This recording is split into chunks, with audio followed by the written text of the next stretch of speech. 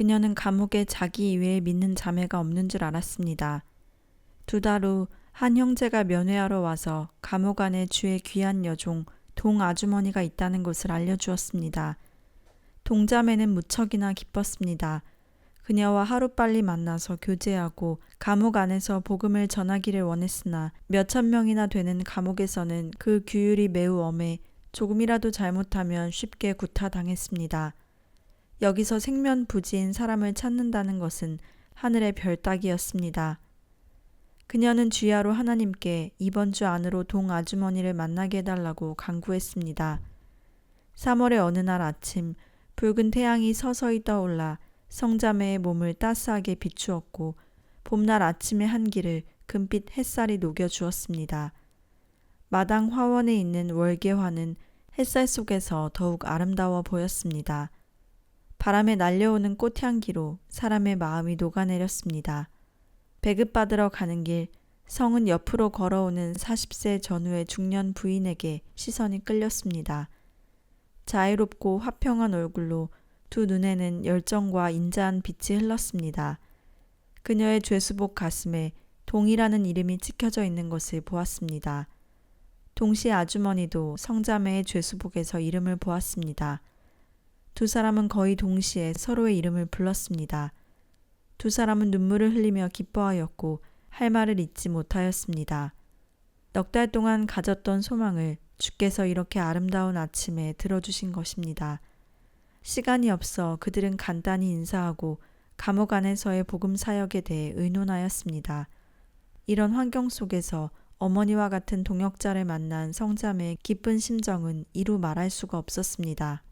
이틀 후 자매는 아주머니의 손에서 자그마한 필기노트 하나를 넘겨받았습니다. 그 속에는 성경 구절과 찬송가들이 기록되어 있었습니다. 필기노트를 받아준 성자매는 성경 구절과 찬송가를 기록하는 일이 자신의 두 어깨에 놓였다는 것을 알았습니다. 감옥 안에 복음이 전해지기 시작했습니다.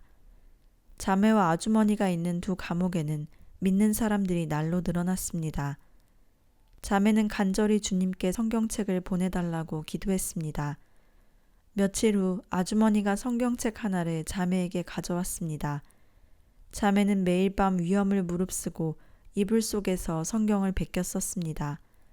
그리고 그것을 영화를 상영하는 시간에 다시 아주머니에게 넘겨주었고 아주머니는 자매들의 손에 전달하였습니다. 어느 날 오후 7시 바람 쐬는 시간이었습니다. 3층에서 5명이 창문을 통하여 아래를 보며 온갖 욕설을 퍼붓고 있었습니다. 이런 여죄수들을 보며 성자매는 가슴이 아팠습니다. 주님, 저 사람들을 다 내게 보내주소서. 갑자기 그녀는 주님께서 이미 응답하신 것 같다는 느낌을 받았습니다. 그녀는 첫 번째 환상을 보았는데 마당에 있는 사람들이 모두 다 그리스도인으로 변했습니다. 그녀는 두 번째 환상을 보았는데 그 많은 호실이 다 금등대가 되고 그 안에 있는 상관들이 전부 그리스도인이었습니다. 이어서 그녀는 세 번째 환상을 보았는데 온 감옥이 찬송소리로 충만하고 성자매는 기뻐서 주를 찬양했습니다. 여죄수들의 일은 옷을 만드는 것이었습니다. 마름질부터 시작해서 제단, 봉제, 단추 달기, 밑단 여미기, 다림질 등의 일이었습니다. 그리하여 관리자들은 공정에 맞추어 죄수들을 조로 나누었습니다. 각 조는 맡겨진 공정을 완수해야 했습니다. 자매는 봉제조에서 많은 사람들을 전도했는데 그중 한 죄수가 공을 세우려고 그녀를 고발하여 성은 벌을 받고 다른 조로 이동되었습니다. 얼마 안 되어 그녀는 또 고발되어 다른 데로 갔는데 이렇게 몇 달 동안 그녀는 6조를 다니며 복음을 전할 수가 있었습니다. 감옥에서 죄수들에게 정해준 임무는 많았습니다. 그들은 매일 14시간씩 일해야 했으며 자매는 생산 임무를 완수하면 또 성경을 베껴 써야 했습니다. 그래서 그녀는 매일 잠을 조금씩밖에 못 자고 입술을 깨물며 성경 베끼기에 힘썼습니다. 허약한 신체에 간염까지 있던 그녀는 끝내 견디지 못하고 병들어 누웠습니다.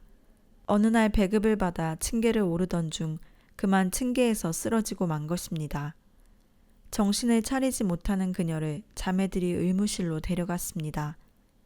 의무실의 여의사는 자신을 강간하려던 향 간부를 죽여 무기형을 받은 란이라는 죄수였습니다.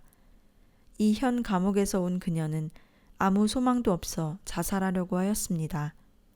그녀가 지옥의 문에 이르렀을 때 주님은 그녀를 구원하셨습니다. 주님을 위해 감옥에 온 한 아주머니가 그녀를 살려내고 복음을 전했습니다. 그녀는 예수님의 은혜로 인생이 크게 변했습니다.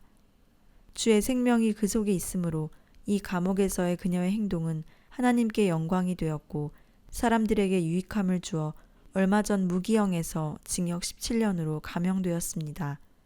그리하여 그녀는 늘 주의 은혜에 보답할 기회를 기다리고 있었습니다. 성자매가 들어오자 그녀는 기도하며 응급처치를 했습니다.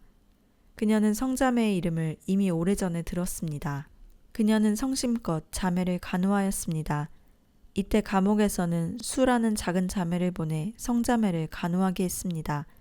수는 17세였는데 그녀도 주님으로 인해 감옥에 온 자매였습니다. 그 후 의무실은 세 사람이 합심하여 기도하는 성지가 되었고 그들은 세 가지 기도 제목을 놓고 기도하였습니다. 첫째, 주께서 이 감옥을 택하여 변화시켜 주시도록. 둘째, 주의 복음이 온 감옥에 전해지도록. 셋째, 감옥의 모든 간부들이 회개하도록. 성자매의 병과 그들의 의무실 기도가 감옥 안의 부흥의 중요한 시작이 되었습니다. 수는 나가서 병을 간호하는 기회를 빌어 주의 이름을 위해 잡혀온 자매들을 찾았고 그녀가 표시해 놓은 21명의 자매 명단을 성에게 주었습니다. 성자매는 그들의 이름과 호실에 따라 그들을 위해 기도했습니다. 감옥에서 복음의 불길이 타오르기 시작했습니다. 주님의 영은 많은 여죄수들에게 역사했습니다. 하루는 한 죄수가 길에서 성자매를 보고 근심 어린 얼굴로 말했습니다. 나는 20년이나 징역형을 살아야 돼. 여기서 고생하다 끝날 거라면 차라리 죽고 말지. 성자매가 그녀에게 말했습니다. 죽으면 안 돼요. 예수님을 믿으세요. 그분이 당신을 구원해 줄 거예요. 그분이 당신의 마음을 위로해 주실 거예요. 오늘 밤 당신은 무릎을 꿇고 예수님께 기도하세요. 이튿날 그 죄수는 아침 일찍 성을 찾아왔습니다. 그녀는 웃음이 가득한 얼굴로 성자매에게 말했습니다. 나는 예수를 알게 되었어. 내 마음은 즐거워. 나는 예수를 나의 친구들에게 소개해 줄 거야. 하며 그를 위해 기도하고 축복했습니다. 그날 밤 그 자매는 평소 자기의 친하게 지내던 이 죄수들을 데리고 왔습니다. 그들은 대개가 사기꾼이었는데 그 자매가 전한 복음을 듣고 성자매를 만나러 온 것이었습니다. 자매는 간단하게 주의 구원과 은혜를 그들에게 소개해주고 그들을 위해 기도해 주었습니다. 그리고 성자매는 그들에게 정중하게 말했습니다. 오늘 한 가지 임무가 있는데 이 감옥에 있는 죄수와 간수들을 위해 기도하여 그들도 회개하고 주를 믿게 하는 것이에요. 그들은 이 말을 듣고 기뻐하며 말했습니다. 예수님은 참 좋은 분이세요. 이렇게 우리를 사랑하시고 우리에게도 남을 위해 기도할 수 있는 자격을 주셨으니 말이에요. 이렇게 되어 감옥에는 예수 믿는 사람이 점점 많아지고 사람들은 예수님의 이름을 듣기만 해도 기뻐하며 받아들였습니다.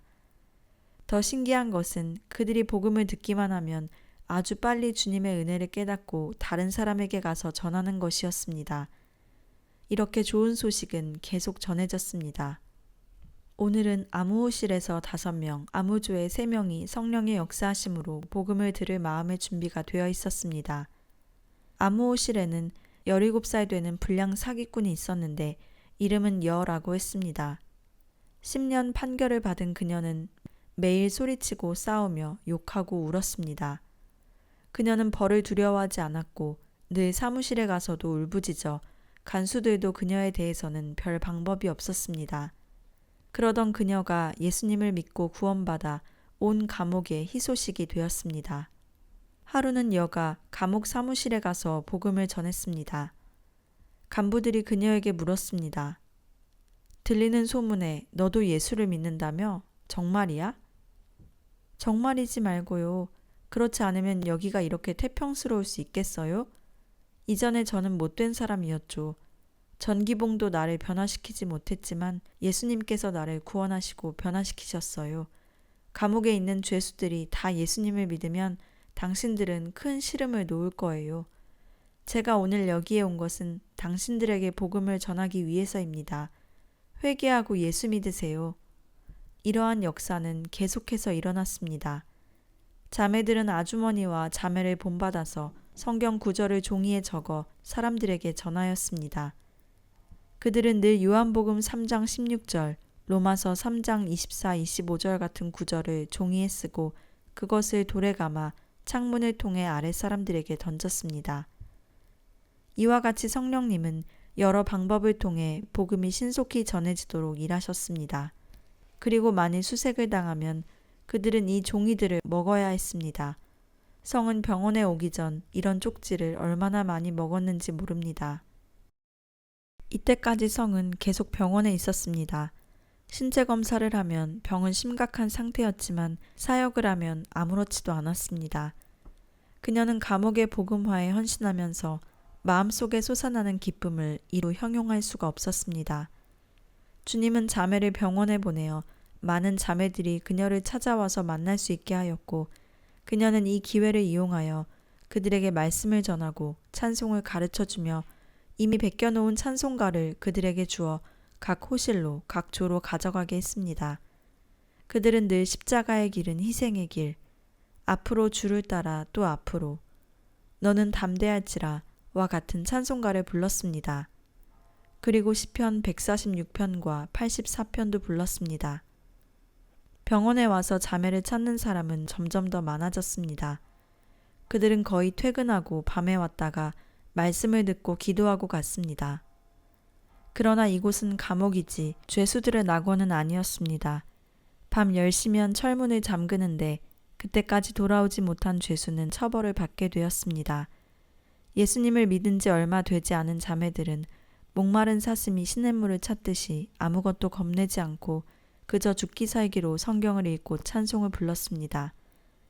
어느 날 밤 16명의 자매가 3층에서 내려와 성자매에게 말씀을 전해달라고 했습니다.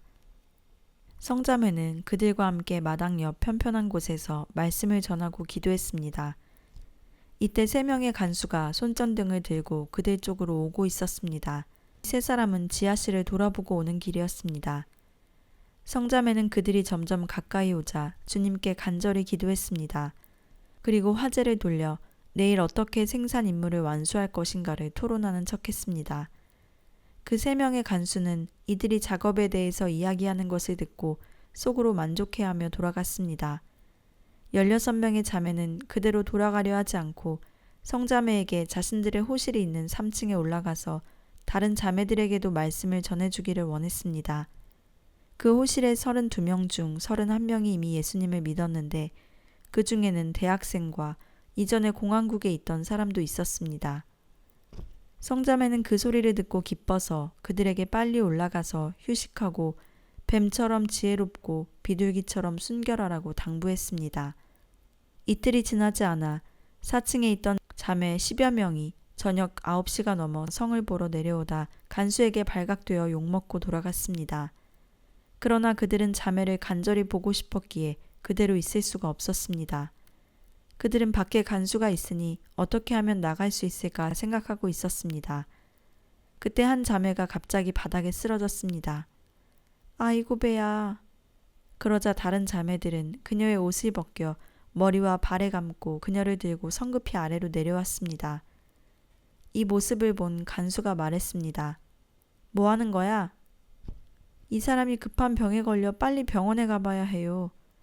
그들은 이렇게 말하고 그 자매를 들고 병원으로 달려갔습니다. 병원에 도착한 그들은 성자매에게 빨리 일어나 말씀을 전해달라고 하였습니다. 그들은 병원과 가까운 빈집으로 자리를 옮겼습니다. 비록 문은 잠겨 있으나 집이 매우 낡아 벽에 뚫린 구멍이 있었습니다. 그들은 거기에 들어가서 함께 찬송하고 기도하며 말씀을 들었습니다. 하지만 그들이 찬송을 너무 크게 불러 한 여죄수가 이 광경을 발견하게 되었습니다. 그 여죄수는 상부에 이것을 고발하였습니다. 그러나 그 죄수가 머리를 숙여 안을 들여다볼 때 마침 성자매가 알아차리고는 즉시 모임을 마치고 각자 자기들의 방으로 돌아가게 했습니다. 자매들은 그 집에서 나와 마땅히 서쪽으로 가야 빨리 갈 수 있지만 성령의 인도하심으로 동쪽으로 돌아갔습니다. 그 여죄수가 간수들과 함께 서쪽에서부터 그 집에 왔을 때 안은 텅 비어 있었고 아무도 없었습니다. 간수는 그 죄수에게 화가 나서 말했습니다. 너 몇 번이나 예수 믿는 사람들을 고발하더니 오늘 또 우리를 놀리는구나. 다음부터 다시는 네 말을 믿지 않겠다. 그 간수는 씩씩거리며 돌아갔습니다. 자매들은 다시 아픈 척했던 자매를 들고 돌아왔습니다. 간수가 물어보았습니다. 어때? 좀 좋아졌니? 약을 좀 먹고 침을 맞으니 좋아졌어요. 2달도 안 되어 복음은 감옥 안에서 크게 부흥되었습니다. 믿는 사람들은 날로 많아지고 어떤 호실은 죄수 전부가 예수님을 믿게 되었습니다. 천주교회 한 수녀는 불같이 부흥하는 복음을 보고 성령이 돕지 않으면 이 일이 일어날 수 없다고 생각했습니다. 그녀는 몇 번 기회가 있어 성자매와 접촉하고는 그녀에 대한 인식이 크게 변했습니다. 그녀는 옥중에 있는 천주교인들을 격려하여 성이 이끄는 모임에 참석하게 하였고 그 자신도 그녀의 좋은 동역자가 되었습니다. 이제 감옥 전체가 크게 변화되었습니다. 바람을 쐬러 밖으로 나가면 정원에서 들을 수 있었던 음탕한 소리와 더러운 말소리가 이제는 여호와를 찬양하는 소리가 되었고 절망 속에 울며 소리치던 사람들이 이제는 기쁨의 웃음소리를 내었습니다. 지난날의 싸움과 저주의 소리가 지금은 서로 권면하고 위로하며 격려하고 기도하는 소리로 변하였습니다. 이 정원뿐만 아니라 식당, 공장, 조, 각 호실, 화장실, 세탁실에서 예수님을 믿는 것은 사람들의 주된 대화가 되었고 기도 소리, 성경 읽는 소리, 여호와를 찬양하는 소리가 이미 널리 퍼져 있었습니다. 암흑의 세력은 물러갔습니다. 무신론자들이 지배하던 감옥의 규율은 점차 깨어지게 되었습니다. 성이 보았던 앞의 2 이상이 현실이 된 것입니다. 감옥 안의 대부흥에는 이곳에 감금된 많은 자매들의 희생, 고난, 기도 외에 또 하나의 중요한 요인이 있었습니다. 그것은 감옥 밖에서 간절히 기도하고 있는 형제 자매들의 도움이었습니다. 형제 자매들은 자주 면회를 왔고 모든 고난과 위협을 두려워하지 않고 성경을 감옥 안으로 들여보냈습니다. 성이 감옥에 들어온 후 동아주머니를 만나기 전까지는 아주 고독해했고 이때 주님은 소홍과 4명의 형제 자매들을 통해 많은 위로를 주셨습니다. 죄수들이 사람들을 만날 수 있는 장소는 지정되어 있었습니다. 그날 소홍과 4명이 면회 왔을 때 간수들은 호시탐탐 그들을 노려보았고 엄격하게 감시하였습니다. 보내온 식품을 자세히 검사할 뿐만 아니라 옷의 주머니 하나하나도 다 조사하였습니다. 심지어 옷깃과 소매마저 그냥 지나치지 않았습니다. 이러한 상황에서 그들은 비록 성과 많은 얘기를 나누지는 못했지만 성은 그들의 눈빛을 통해 많은 격려와 힘을 얻었습니다. 그들이 눈물을 흘리며 철문에서 헤어질 때 소홍과 4명은 문 밖에서 소리내어 성을 불렀습니다. 성은 재빨리 층계로 뛰어올라 대문이 제일 가까운 2층 난간에 이르러 소홍 등 여러 명이 감옥을 향하여 부르는 노랫소리를 들었습니다. 나는 조롱 안에 갇힌 한 마리의 작은 새, 아름다운 벌판을 떠나 당신을 위해 갇혀있는 것이 얼마나 기쁜지요. 종일 당신을 노래하며 부드러운 정을 나눕니다. 당신은 제가 자유의 날개를 묶는 것을 사랑하며 허리 굽혀 저의 노랫소리를 자세히 듣습니다. 당신의 달콤한 사랑의 격려가 얼마나 심원한지요. 노예가 될지라도 멀리 날아가지 않으렵니다. 누가 이 철창의 맛을 알 수 있으리요. 하나님의 뜻으로 축복과 은혜로 변했으니 주여, 나는 당신이 정해놓은 길을 사랑하며 영원토록 찬미하기를 원합니다. 그들은 매우 우렁차게 불렀습니다. 특별히 소홍의 아름다운 목소리가 사람들을 매혹시켰고 노랫소리는 감옥 하늘 위를 감돌았습니다. 미묘한 노랫소리와 흐르는 눈물은 말할 수 없는 많은 의미를 내포하고 있었습니다. 또한 하나님의 뜻과 감옥 밖의 많은 형제 자매들의 희망이 담겨 있기도 했습니다. 주님을 위해 감금된 성도들, 그들은 이 철창에서 하나님의 더욱 큰 축복과 은혜를 받을 수 있었습니다. 성은 난간에 서서 그 찬양 소리를 들으며 큰 감동을 받아 감격하여 눈물을 흘리며 난간에 엎드려 목 놓아 울었습니다. 밖에 소원과 함께 왔던 한 형제도 흐느끼며 울었습니다. 이 형제는 편지를 써서 옥중에 있는 지체에 대한 그리움을 열정적으로 성에게 알렸습니다. 그리고 성을 격려하면서 담대할 것을 당부하였고 감옥 안에서 주님을 위한 풍성한 열매를 맺기를 바란다는 말도 했습니다. 몇 달이 지난 후에도 소홍 등 그 밖의 사람들의 찬양 소리는 아직까지 성의 귀에서 울리는 듯했고 성의 머리는 마치 한 대의 녹음기처럼 그날의 찬송가를 생생하게 기억하여 매일 회상하였습니다. 이 찬송가는 후에 이 제일 좋아하는 찬양이 되었을 뿐만 아니라 그녀의 생활에 큰 도움을 주었습니다. 형제 자매들의 이번 방문은 2년 동안의 감옥 부흥에 있어 큰 역할을 하였습니다. 면회할 시간이 비록 짧았고 주고받은 말은 적었지만 성에게는 큰 힘이 되었고 대부흥의 결정적인 요인 중의 하나라고 말할 수 있었습니다. 감옥 부흥과 때를 같이 해서 자매들은 아주 어려운 문제에 직면했습니다. 비록 많은 사람들이 밤새도록 성경을 베꼈지만 부흥의 물결에 비하면 그야말로 거대한 장작불에 한 잔의 물을 끼얹는 격이었습니다. 하지만 하나님은 너무나 잘 알고 계셨습니다. 그분은 자매들의 간구를 친히 들으시고 여러 번 형제 자매들을 통하여 성경을 보내주셨습니다. 이미 여름이 가고 가을이 왔지만 바다와 멀리 떨어져 있는 내륙은 견딜 수 없는 더위가 계속되었습니다. 어느 날 오후 태양빛이 너무 강렬하여 모든 풀들이 햇빛에 노랗게 말라 꽃들도 시들어지고 나무 위에 새도 날개를 치며 눈을 감고 숨을 쉬었습니다.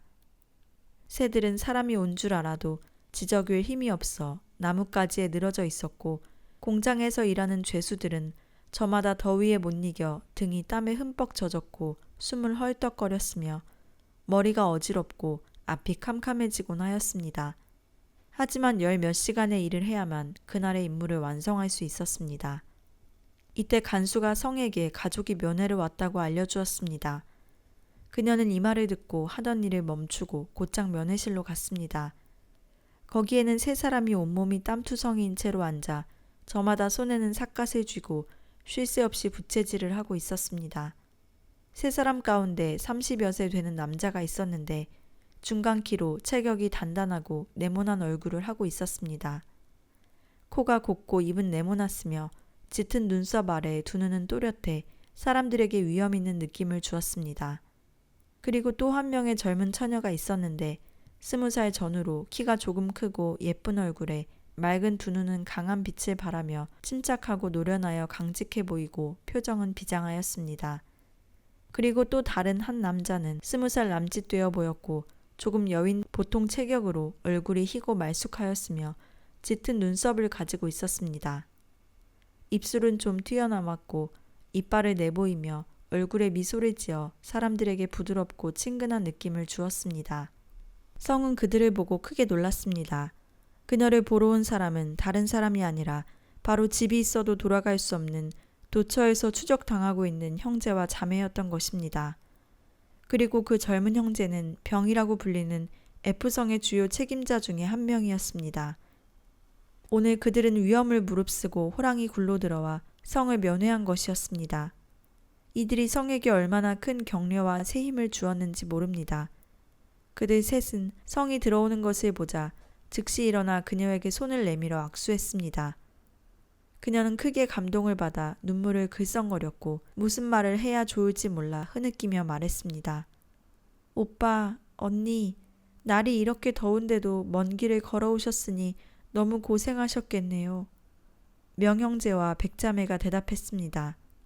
매일 자네가 그립지만 여태까지 시간이 있어 오지도 못했고 오늘에야 시간을 내서 보러 온 거네. 가족들은 모두 자매가 지도자의 말을 잘 듣고 일하기를 원한다네. 병형제가 한 박스의 과자와 가을옷 한 벌을 건네주었습니다. 성은 두 손으로 받으며 과자 박스가 왜 이리 무거울까 마음속으로 의아해했습니다. 신기하게도 평상시에는 보내온 물건들을 모두 자세히 검사하던 간수들이 오늘은 귀찮은지 기지개를 펴며 하품을 하고 거들떠도 보지 않고 서로 우스갯소리를 하는데 여념이 없었습니다. 옥 안의 규율대로 면회 시간이 이미 끝나서 그들 셋은 더 이상 있을 수가 없었습니다. 명 형제는 성의 손을 잡으며 말했습니다. 자네 마음 놓고 여기에서 일하시게. 모든 일들은 다 잘 진행되고 있고 올해의 밀은 특히 풍년을 거두었다네. 자네가 지난날 이끌던 양무리는 성장하여 또 다른 많은 양들을 낳아 이같이 큰 양떼가 되었다네. 성은 울며 그들을 보낸 후 호실로 돌아와 과자 박스를 열었습니다. 그 안에는 뜻밖에도 성경 3권이 들어있었고 주머니를 만져보니 안에 1권이 더 있었습니다. 성은 뛰듯이 기뻐하였습니다. 그녀는 성경을 꺼내어 입맞추고 또 입맞추며 잘 숨겨놓은 다음 무릎 꿇고 은혜에 감사하며 찬양을 불렀습니다. 1000사람의 손이 나를 막지 못하고 만인의 눈도 나를 막지 못하리. 길에 가시는 도리어 나를 돕고 충성으로 용감히 전진하여 복을 얻겠네. 나의 마음과 영혼은 마땅히 부응되고 이 세상은 지나가며 생명의 주 빨리 강림하여 나를 천국으로 데려가시리. 하나님은 또 한 번 그의 전능한 손으로 형제 자매들을 통해 간수들의 눈앞에서 1권씩 성경을 감옥으로 들여보냈습니다. 할렐루야, 얼마나 기묘하고 위대한 하나님이신지요. 라는 구절이 있습니다. 주님의 복음은 이 수천 명이 있는 감옥에서 빠른 속도로 퍼져나가 누구도 막을 수가 없었습니다. 감옥에 있는 간수들이 핍박하고 억압할수록 복음은 더욱 왕성하게 퍼져 주님을 믿는 사람들은 날마다 늘어났습니다. 감옥의 지도자들은 제지할 능력을 상실한 채 이런 정황을 시공안국에 보고했습니다. 어느 날 갑자기 몇 대의 시공안국 차가 왔으며 완전 무장한 군경, 간수들이 이 감옥을 포위하였고 여죄수들을 향해 대대적인 수사를 진행했습니다. 하지만 다행스럽게도 성경은 1권도 찾아내지 못했습니다. 단 그들은 죄수들의 몸에서 찬송가 공책을 발견하여 그 공책을 가지고 있었던 자매들만 엄벌에 처했습니다. 무기형 판결을 받은 쥐 자매는 33살이었습니다. 비록 주님을 믿은 지 얼마 되지 않지만 그녀의 인생은 이미 완전히 변화되었습니다. 늘 밝은 얼굴로 매일 사람들에게 복음을 전했습니다. 그래서 쥐는 수갑에 채워져 4층 감금실에 보름 정도 갇혔습니다. 매일 바람을 쐴 때 그녀는 창문으로 정원을 바라보았습니다. 성은 그녀를 위해 많이 기도하였고 찬송을 많이 부르라고 그녀를 격려하였습니다. 진이라는 한 젊은 자매는 수갑에 채워져 지하실에 감금되었습니다. 그녀 또한 주님을 믿은 지 얼마 되지 않았고 복음을 전하다 감금실에 갇힌 경험이 벌써 2번째였습니다. 그녀는 거기에서 매우 희귀한 경험을 하였습니다. 지하실에는 17년을 판결받은 또 한 여죄수가 갇혀 있었는데 22살이었습니다. 이 사람은 기공을 할 줄 알았습니다. 그녀는 한번 감옥에서 담벽을 넘어 달아났습니다. 즉시 이 사실이 알려져 감옥에서는 공안국에 보고했으며 공안국은 차와 오토바이를 출동시켜 그녀를 추적하였습니다. 후에 그녀는 큰 길 옆에서 차를 타려다 그녀를 추적하는 공안원에 의해 잡히게 되었습니다. 감옥에 끌려온 후 그녀는 맞아서 거의 반죽음이 된 후 손에는 수갑이 채워지고 발은 쇠사슬에 묶여 지하 감금실에 갇혔습니다. 그런데 놀랍게도 보름이 지난 후 그녀는 매우 쉽게 발의 쇠사슬과 수갑을 끊었으며 2 큰 철문의 열쇠를 비틀어 열고 7m나 되는 감옥 담장을 뛰어올라 달아났습니다. 11개월 동안 그녀는 여러 곳에서 범죄를 저질렀습니다. 어느 날 그녀가 HC로 달아나다가 갑자기 2명의 공안원을 만나 결국 그들에게 들키고 말았습니다. 그녀는 바로 감옥으로 붙잡혀 왔습니다. 모진 고문 끝에 그녀는 이 11개월 동안 모두 82건의 범죄를 저지른 것을 자백했습니다. 그녀가 다시 탈출할 것을 방지하기 위하여 그들은 살가죽이 성한 데가 없이 때리고 몇십 킬로그램이나 되는 족쇄와 쇠사슬로 채워 지하실에 감금하였습니다. 그녀는 쥐자매와 함께 감금되었는데 간수들이 밤낮으로 순찰하며 철저히 지켰습니다. 이 외에 지하실에 또 한 사람이 갇혀 있었습니다. 이 사람은 백이라고 불렸고 19살이며 아무 도시에 살았는데 깡패 행위를 일삼다가 15년 판결을 받았습니다. 백은 11살 때 집을 나와 건달패들과 함께 돌아다니며 온갖 나쁜 짓만 하다가 18살의 건달패들과 같이 자기 고향으로 왔습니다. 그녀가 돌아왔다는 것을 알게 된 그녀의 부친은 지팡이를 짚고 다니며 그녀를 찾았고 딸에게 집에 돌아오라고 했습니다. 하지만 그녀는 아버지에게 욕을 퍼부었습니다. 누가 당신의 딸이죠? 당신은 눈이 먼 모양이군요. 그녀는 자전거를 타고 떠나갔습니다. 부친은 기가 막혀 그 자리에서 분이 치밀어 쓰러졌습니다.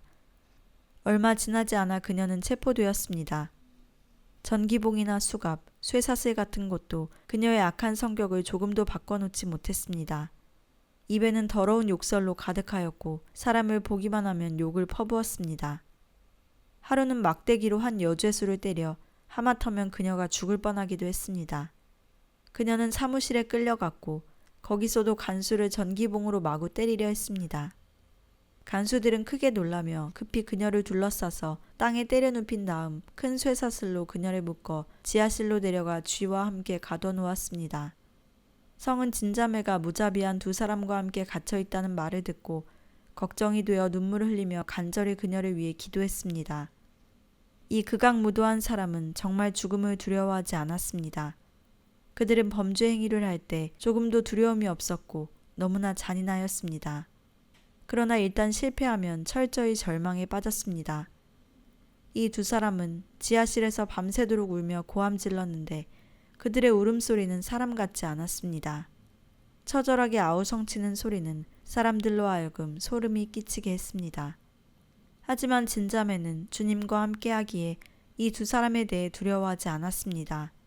주님의 이름으로 그들을 위로하고 권면했으며 생활에서도 그들에게 관심을 가졌고 심지어 자신은 금식하며 밥을 그들에게 나누어 먹게 했습니다. 속담에 지성이면 감천이라는 말이 있습니다. 어떠한 방법도 그들을 바꿀 수 없었지만 두 사람은 그리스도의 사랑의 마음이 녹아 은혜를 받고 구원을 얻었습니다. 이 두 사람의 죄형에 따르면 그들은 쇠사슬이 묶인 채 반드시 1년 이상 갇혀 있어야 했습니다. 그들은 주님을 믿은 후 인생이 근본적으로 변화하였고 울며 욕하던 소리는 어디론가 사라지고 흉악한 모습도 사라져 온 얼굴은 웃음이 가득했습니다. 감옥의 지도자들도 그들이 예전과는 달라졌다고 말할 정도였습니다. 1개월 후 이 사람은 감금실에서 석방되었습니다. 이 지하실에서 올라와서 때마침 한창 옷을 세탁하고 있는 성을 만났습니다. 그녀는 기뻐서 성을 끌어안고 말했습니다. 성자매, 주님을 찬미합니다. 제가 이제 주님을 믿습니다. 성은 깜짝 놀랐습니다. 그리고 마음속에 의심이 생겼습니다. 이런 사람도 주님을 믿을 수 있단 말인가? 백이 말했습니다. 내가 예수님을 영접했다는 것을 믿지 못하세요? 제가 찬송가 한 곡을 부르겠어요. 그리고 그녀는 즐겁게 찬송하기 시작했습니다. 죄를 인정하고 회개하여 영생을 얻으려면 반드시 성결해야 하네. 죄를 시인하고 만일 회개하지 않으면 영의 길을 간다고 말할 수 없네. 그리스도는 우리들에게 거듭나고 성결하라고 하네. 아쉽게도 형제자매는 거역하고 말씀을 듣지 않네. 부른 후 성에게 말했습니다. 당신들이 저를 위해 기도해 주세요. 저는 사무실에 올라가 간부들에게 간증하여 그들에게 예수님이 저에게 어떠한 일을 하셨는가를 증거하려 합니다. 그녀는 돌아서서 사무실로 뛰어갔습니다. 며칠이 지난 후 진자매도 석방되어 나왔습니다. 그녀는 바로 병실로 뛰어가 빛을 끌어안고 두 사람은 주님을 찬미하였습니다. 감옥 안에서의 복음은 날이 갈수록 퍼져나가 공안국은 심히 두려워했습니다. 더욱이 핍박이 효과를 보지 못하자 그들은 또 하나의 수단을 생각해냈습니다. 전원 성도인 감방이나 대부분의 성도인 감방의 죄수들을 흩어 믿는 사람이 적은 호실이나 믿는 사람이 없는 호실로 분산시켰습니다. 목적은 그들의 힘을 분산시켜 그들의 집회활동을 억제하려는 것이었습니다. 하지만 그 결과 도리어 매 호실마다 주님을 믿는 사람이 더욱 증가되었습니다. 복음의 전파 속도는 시간이 갈수록 빨라졌습니다. 결국 비자매가 있는 4층 전부는 모두 주님을 믿었으며 3층, 2층의 죄수들 대부분도 회개하였습니다.